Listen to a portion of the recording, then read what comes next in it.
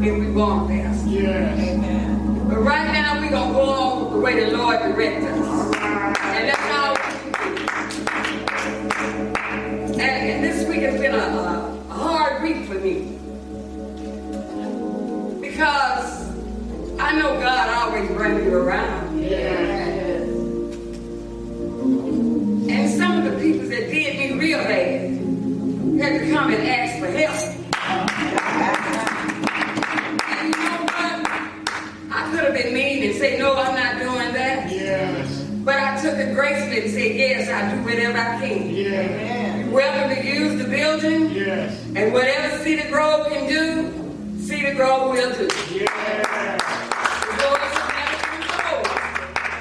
And God has let us keep the doors open. Yes, Lord. Yes, said that the church has gone down, but this is what was here when we left for the corona thing. Yes, right. Maybe 2 or 3 was here more. Yes. But this is what kept it going while we were out. Yes, right. Otherwise, the doors would have been closed. Yes.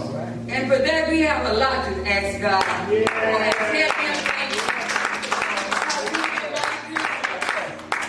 you. And you know what? I know this is just a new beginning for us. And he didn't bring us this far to leave us. Right. And I know he's going to show us the way, and he's going to give us the way, and he's going to let us go on in this name. Because you know what? That's all we got. Right. And if we have faith, the Lord is going to see that everything goes good. And I just like to say thank you guys so much. Today is going to be a short day because we don't have anybody doing any speaking. We may ask the organ player to stand up here and tell us a few words. It's not words for us this morning. We're going to do our offering, and we're going to ask the choir to sing a couple of more songs, and then we're going to go downstairs and have breakfast this morning. Very frustrated because I was blocked in, and I said, man, you know, I should just, you know, it's getting late, so I text my nephew Shane. I said, well, tell Mother Wilson, because it was about like 3 or 4 minutes after 8. I said, I'm running late. Tell Mother Wilson, you know, I'm coming. I'm running late. And he said, well, I'm leaving. I'm late or something. I said, oh, I said, oh, you gonna get it? But when things like this happen, I'm gonna pick back off what he was saying. Satan wants us to give up. That's what Satan wants us to do. He wants us to like, okay, well, hey, you're running late. This is happening, whatever else. Just gonna forget about it. Yeah. And I thought about Jonah. I thought about all these different patriarchs in the Bible when God had given them a task, and each time when it got difficult, they wanted to run away. Hallelujah. And like he was saying, you know, taking it into modern time, and I love his, his example when he was talking about school. Hallelujah. As we go through life, it is like, I take it as a test. It's like a test. You know, as he was saying, you know, you're taught to learn to do this and to do that or whatever else, and as you go along, you know, there is a test at the end of the month or whatever else that you have to take. And a lot of us don't like to take tests. I remember myself in elementary school. I went to a Catholic school, and their curriculum was a little different, you know, because they had, you know, we got to learn religion. And their religion was different from how I was taught.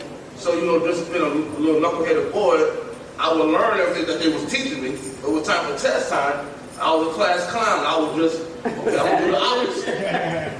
But doing all the opposite, when it was time for grading, I got to fail. Yes. And in my mind, I said, well, what's on the religion? It doesn't matter.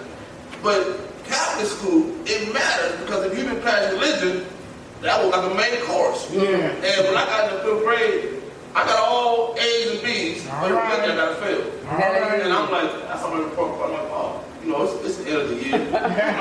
Oh, so I failed religion. Not knowing that they were going to hold me back. Yeah. And I heard what he was saying. I said, well, that happened to me. Yeah. I said, y'all going to hold me back because of religion? Yeah. Then this is the 5th grade. I mean, what's the religion going to do? I mean, I was making a big issue out of it. And so they said, well, they told my parents, well, for him to go to the next grade, you have to take summer school. Amen. And do all this, everything, for the religion over. I said, okay, I'll do it. And in the meantime, when we said I want to do it, I was thinking about how all my friends and stuff was having fun during the summertime. And I had to get up to go to school. Amen. To do everything that I was supposed to have done earlier. Amen. And that's how life is. Yeah. We go through life, and when it's time for the hard part of life, we're trying to find an easy way out. Amen. Amen. And I was telling the church a few months ago, we're humans. Amen. We don't like to suffer. Yes. But because of Adam, a lot of people say because of Eve, Yeah. but God didn't give the command to Eve. He gave the command to Adam. Yeah. Even though she ate the fruit first. Yes. And they said, well, Adam, she ate the fruit that Adam walked up. No, Adam was right there. Amen. Amen. Now, because of him eating the fruit, we have to suffer. Amen. Hallelujah. The women have to, bear children with pain and this and that. And one day I was done, I said, man, I wonder how that, would have played out. Adam didn't sin. We wouldn't have walked around here with no clothes on. Yeah. And to us, it would have been the norm. Right. Men, didn't have to sweat and work so hard. And I said, that's would have been a beautiful world. Exactly. Yeah. But that's not what God had planned. That's right. And now we have to deal with pain, suffering, trial, and tribulation. Hallelujah. And because if we go through those things, we don't like pain. Yes. And I don't know, there's a few people that like pain. To me, that they have a problem. Yes. You like pain, something's wrong. Yes. I mean, there are times where you're in pain and you adapt to the pain. Well, Yes. I'm having pain, so I'm used to the pain, so I'll take a pill or I'll find other means to get rid of the pain. Amen. But Amen. in life, the way God has things planned for us, He wants to go through to make us stronger, to make us better. Yes. And a lot of times we're trying to find an easy way out. Yes. That same thing where, alternative how people, we want to say young people, but it's a lot of older people too. Hallelujah. Hallelujah. Way out by using drugs Yeah. or alcohol, whatever else, to try to, ease the pain with them. But I was telling the church, I said, you do those different things, even though you don't use the narcotic drugs, but you may use, Advil or whatever else, but guess what? The drug. After that few minutes or hour, the pain is still there. Amen. So all you're doing is numbing the pain. Yes. But if we go through, Yes. that's what God wants to go through. Yes. And it makes us stronger for the next test. Yes, Lord. Yes, Lord. And if you don't pass that test, just like you're in school, Yeah. what happens? You got to Redo go all the way back Hallelujah. and do Hallelujah. that same thing over. Hallelujah. And sometimes, if you're paying attention, because see, the Bible is our study guide. Yes. Yes. In school, you have algebra, you have history, you have all these different classes. They give you books. Now they give you, my wife works at the school, and they give the kids iPads, whatever. And I'm like, wow. Now, instead of me just actually studying or whatever, I can go to Bishop Google Yes. and Hallelujah. talk to him. Well, Google, what about so and so? Then I'll get all my answers, whatever else to go. All those different things, I always call them, call Google Bishop Google. Because everybody goes to Google to get all the answers. Amen. But if you go to the Word of God, take your time to study the Word. That's our study guide. Yes. Before we had all these different technologies and stuff, our parents relied on the Bible. Amen. I heard my dad telling me, my dad was so smart and so intelligent. And one time he was in church, he was saying, you know what, Saints, I barely passed high school. I'm like, what? That's impossible, man. You talk to people with PhD, all these educated people and all this stuff, you travel around the world. He said, it wasn't me. Hallelujah. It was God. Hallelujah. the faith that I had. Yeah. Same thing with Moses. Moses was born into royalty. Yeah. No, he was born as a Hebrew. Yeah. But he was raised as royalty. Yes, that is. Now all of a sudden, he realizes who he is, and he has a choice. Yes, yes. Do I stay with royalty, all this gold, and just I can basically have anything I want, or do I go back and be with my people as a slave? Hallelujah. Yes, Hallelujah. That's a serious choice. Yes, Yeah. yes, Everything I want over here, yes. I don't have to worry about nothing. Yeah. Over here, I have to beg, Yeah. feed, Yes. sit out in the sun. Yeah. But he trusted God. Yes, Hallelujah. Lord. Hallelujah. And that's no pain, pain. Hey. Yes. Yes. A lot of us will say, hey, Yeah. Yeah. oh, I am a Hebrew. There's about all kind of ways, but that won't show up at all. Hallelujah. Because I love this lavish life. Yes. Yes. But he thought about his people. He thought about God. Yes, right. He yes. thought about, you know how to say, whatever I do, I'm doing it for him. That's Yes, right. Lord. I That's right. trust God. I have faith in That's God. right. Yes, hallelujah. And the things we go through, guess what? God is right there by our side. He's holding our hand. Yes, He's yes. behind us. He's in front of us. He's on the top. He's on the bottom. Yeah. Yes. And we're saying, why? Why do I have to go through this? Yeah. That's part of life. Yes, yes, And it Lord. makes you better. See, Yes. the thing, I was telling this person, I'm going to end with this. They said, you know, Pastor West, man, I love your life. I want to be just like you. I'm looking at her like, simple buddy. I know my life. Yes. I know what I went through. Yeah. I know how I suffered. Yes. I know how God beat me for being so hard-headed. Yes, Yes. Lord. All you see is me now. Yes, Lord. yes. Yes. And I'm saying, no, you really don't want to go through what I went through.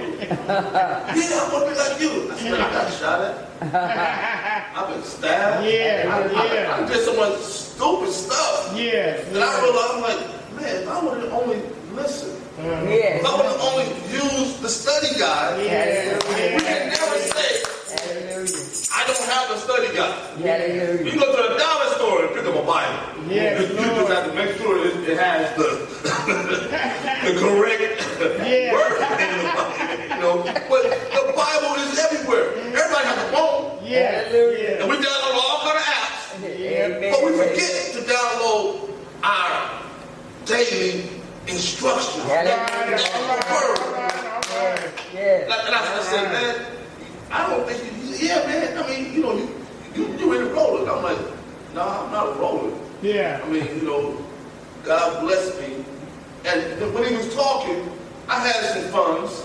Yeah. And the funds that I had was because of me going through some major pain. Yeah. You know, I was very, very sick, and my job did me wrong, whatever. So I had a nice little settlement. Yeah. So it wasn't like and for me to get that settlement, it took 5 to 6 years Wow. of me not working, Wow. no income, no nothing. Yes. And during that time, everybody kept saying, we kept that. During that time, I didn't have nothing. I was like Job. Yes. I had a good job. Yeah. And then all of a sudden got sick, lost everything. Hallelujah. And my job tell me, oh, you faking. Oh, okay, I'm faking. And now I'm like, all my benefits are gone. Workers' comp is gone. Yes. Nothing. Hallelujah. And I'm trying to figure out, how can I survive? My wife wasn't working. I'm like, man, I don't understand this. Yes. Everything I'm supposed to do, I thought I was supposed to do, I was doing. Hallelujah. But there was something that I was lacking. Yeah. See, we don't want to admit that there's things that we are lacking. Yeah. Because we come to church. Yeah. We sit there and worship. But Yeah. there's some things that we're doing during the week that are not pleasing God. That's just how it is. Hallelujah. Hallelujah. So I took the time out to talk to God, and Lord show me what I'm lacking. Yes. And during that process, it wasn't a right down process. Amen. I went through some stuff. Yeah. You know, like a person who's on drugs, and like, you know, they went through a withdrawal. Yeah. That's what I was doing. Amen. You know, I was used to doing this a certain way. Now God is telling me, no, Wrong. Doing it wrong. So Yeah. now I'm trying to stop from doing it this way, Yeah. but do it the way he wants me to do it. Yeah. In the meantime, people and my friends would say, hey, no, man, this is the way. And I'm saying, no, it ain't the way. That's the way you want to do it. But God is telling me to do it this way. So I'm trying myself now to like, instead of trust the people, to trust God. To have more faith in God. Because people saw me as like, you know, the little tough guy, the little thug, the little this, and I didn't care type of attitude. But I saw that lifestyle wasn't getting me nowhere. Hallelujah. And I said that all these years I kept acting stupid, acting silly, and doing what the world expected me to do because they expect black men to be locked up in a jail and be out there doing stuff. You know, I said, wait a minute. This is not what God has planned for me. Amen. So I had to take that little pain and suffering to go through to get it to the point where God was pleased. And that's what, because I'm a pastor, I tell everybody this, because I'm a pastor, I'm not doing everything that's pleasing in God's eyesight. Amen. I'm walking. And I'm trying every day. But I went through this little tough time. And I kept saying, wow, okay, maybe next year. And then I went 10 years not working, operation, all that different stuff, no money, all this different things. And each year, God just kept easing my mind. Hallelujah. It don't look good, but I got you. People talking about you, but I got you. Forget about what they said. I want you to trust me. All the trials that I had, I kept saying, well, hey, you brought me through this. I know you'll bring me through this. I kept more and more and more. And people kept saying, man, they roll. I'm like, no. Because I'm going through. I'm not going to just lay on the ground with water and look all sad. I wasn't taught that way. I was taught to get up, wash your face and whatever, and just keep pushing. And I kept pushing. And all of a sudden, when the blessing came, I said, oh, Lord, I thank you. And my mindset was to hold it and to keep it to myself. Even though I had planned, oh yeah, baby, we're about to buy a house, we're about to do this, we're going to travel, we're going to have a good time. I'm about to get, oh man, my kids, but we're going to live it up. But when God took me through what I went through, my mindset had changed. I went about the church. I said, well, hey, church is suffering. What can I do to get them to where they're not suffering? I mean, I can't ease all the pain, but what can I do to kind of make it a little bit easier for them? So I did that, and my dad was a pastor. I said, let me do this. No, son. I said, yes, sir, I have to do this. And I thought about him, how him and my mom took the time out to raise me and sit up there and boo and cry while I was in there acting stupid. I said, what can I do to I couldn't, pay them back, but I want to make life a little easier for them. And I kept helping people. My wife said, well, honey, what about the house? Mind you, she already picked out the house. She already talked to the people. I said, oh, Lord. And God said, hey, so Mr. West, when you coming? I said, well, my money's held up right now. And she kept saying, how's it held up? I said, Nick, I had the money. What do you have? You know how bars get? That bar instead is going down to the mall and buying stuff. And I've been telling her this. Oh, yeah, baby, you go and do this. Now it's great. And I'm like, hey, what I was planning, it didn't cost that way. She didn't hear me. She just said, oh, yeah, you go acting foolish. Just blew the money. And I took it. Then one day I said, can I talk to you? I said, this is what I did with the money. In my mind, I said, she gonna leave. I'm saying, because she was still there for those 10 years of us not having any money, us struggling, and me, us. Some people say I was faking, but I wasn't faking. I just did what God told me to do. Exactly. Get up, wash your face, or whatever. Don't That's right. I said, she's gonna be so upset. But she said, honey, you know what? While you were going through that change, God was changing my mindset. She said, all you have to do is let them know. And I said, well, I wanted to, but then I do the old. The old me. I said, you would have went all the way. But see, God took us through those changes, you know, to where when the blessing came, that we could be a blessing to other people. That's right. And the mindset, I'm still being blessed. Yeah. The things that I want, that's what I don't have it. Yeah. The things that I need. Yeah. He's always there to supply. And he gives us a little bit of what we want. But he's still saying that if I give you everything that you want, are you really going to stand and serve me? Are you going to be like Moses? Put you back down? Or are you going to say, well, hey, I really want to go through because, hey, on this side right here, this was the lavish life. I told God, how will you take me, whatever you take me through? Yes. I'm willing. But guess what? There was a process to get my mind there. As he was saying that your parents teach you the basics. But then all of a sudden you get to a certain age, it ain't no more ABC, and then your parents teach you whatever. That's right. Now it's time you start thinking on your own. You can't just say blame mama. But, you know, but hey, because now the parents, what they're doing, I told my daughter when she had her first child, I said, why are you putting my granddaughter in front of the TV?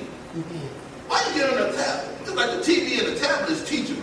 They're not getting that love and comfort. You know, your parents talking to you and hugging you and nah, here you go, baby. Let me go and do this. Right? The child, my grandson, you give him a tablet, he's basically okay. Oh, what is this? Oh, he goes through all the tablet and he's doing everything. I come back, he just rearranged the tablet. He put this on there. And she said, why you do this? I said, because you weren't paying attention. He's a child. And I tell him all the time, he said, Paul, why can't I? I said, because you're a child, man. You don't have no rights. You've been trained. You've been trained for life. Because when life comes, guess what? It's a whole other training. And mama and daddy and papa ain't going to be there holding your hand. It's just you and God. So, we're going to have some trials and tribulations. Just know that God is there by your side. But don't forget that He still requires us to obey Him. Don't get in your minds where, okay, well, hey, I'm going through, I have freedom. He said that if you obey, this is what I want to do. But if you disobey, this is what I want to do. That's right. We don't expect God to spank us or to whoop us when we disobey. We want to receive all those blessings, but remember, you disobey. We got to find some kind of way to pull you back in. Some of us come back in easy. Some of us don't. But the ones who are out there struggling, be mindful that at one time you were struggling too. And somebody had patience with you and waiting on you. The prodigal son. I heard the preacher speaking a few weeks ago about the prodigal son. There was a man that asked an artist to draw about the prodigal son. You know, just do a painting about, you know, showing how happy the father was when his son came home. So the painter drew and painted this painting, but he drew a picture where, you know, the father, he had money, he was rich. But the painting had, but the father only had one shoe on. So the man said, why you draw this beautiful painting that he only got one shoe? The man was rich. And then he said, well, in my mind, I'm picturing that when the son came running home, the father was running too, and he didn't care about having one shoe on. He was just so excited to see his son. That's how we got people come back. But they don't come to church. I see a lot of people that probably should have been here and want to be here, and they're going to come back. But it's all about how we receive them. We got to receive them love. Forget about what they did and what they said. We got to trust God that God's going to clean them up. So they can stay and they will want to work. Because guess what? God had patience with you. We got to have patience with you. God bless you, Cedar Grove. I love you so dearly. Love you too.